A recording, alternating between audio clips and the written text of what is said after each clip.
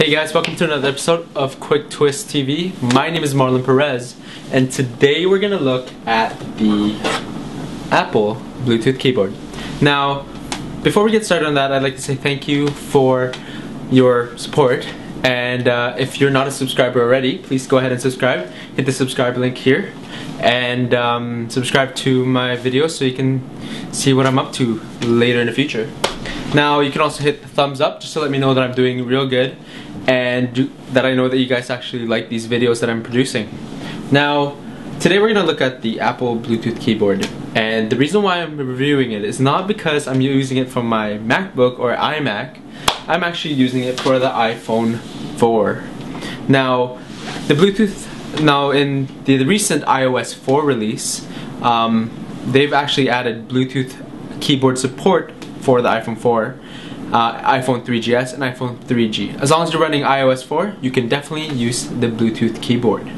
Now, let's get to the video review, and we're gonna take a look at how the product looks like, and we're just gonna, just a normal thing. We're gonna look at it, and then we're gonna hook it up to the iPhone 4, and then we're gonna play with it and see what functionality it actually has for its users. So let's get to it. Alright, so here's the Apple Bluetooth keyboard all laid out for us, and it does come with 3 booklets here in the box. Now, it comes with a Bluetooth regulatory certification for the model itself. It does come with a limited warranty for the Apple accessories and an Apple wireless Bluetooth keyboard manual. Now, the thing that surprised me is that there is no Apple stickers, and I just don't know how I feel about that.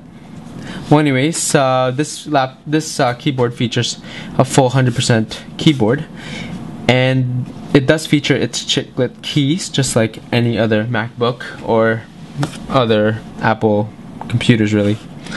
And on the side here, we have a port for the two alkaline AA batteries, and using a coin you can take those out and put new batteries in there. It does come with batteries, and those are the ones I'm using right now. I've been using this keyboard for a long time, maybe about 2 months or a month now, and I haven't had the need to replace the batteries. Apple does say that it takes about 6 months to replace batteries, and I can definitely report on that later. On the other side, we have a power button, and you can just turn the keyboard on and off. Now, this keyboard isn't really complete for the student on the go, just like myself. So what I've done on the other side is I've velcroed the in-case stand that came with my in-case case for my iPhone 4, and I velcroed it to the top right corner. So wherever I go, I don't forget my stand, and it all comes in one complete set whenever I use the keyboard. So I'll just take that off and set it up. And now let's set up the iPhone 4 and pair it up with the Bluetooth keyboard.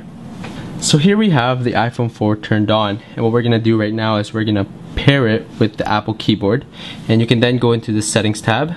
We can scroll down and go to General, and then Bluetooth. Oh, I went to Network, sorry, Bluetooth, and you just turn on the Bluetooth, and you can then see, since the iPhone 4 is now on discoverable mode, it then looks for the Apple wireless keyboard. Hit the Apple wireless keyboard, and it then prompts you to a window that says the keyboard would like to pair with your iPhone. Pressing the passkey, which it gives you is 9919 on the Apple keyboard, and pressing enter will help to pair it. So the passkey is 9919, enter, and then we're connected, as you guys can see over there. Now let's actually go back to the main screen, and let's get started on the functionality of the keyboard itself. Now, on the keyboard we do have brightness controls, and the Apple iPhone works with the brightness controls. It also works with the audio controls, as you guys can see over here, and the mute button. So louder, quieter, and mute. Okay. It also works with the audio controls. I don't want to turn on the audio right now because we're recording the video, but the audio buttons do work, as well as the skip left, fast forward and rewind and the skip buttons on the keyboard.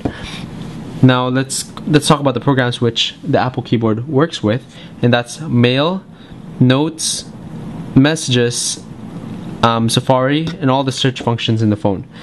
It also works with a couple of third-party softwares that can be found on the App Store.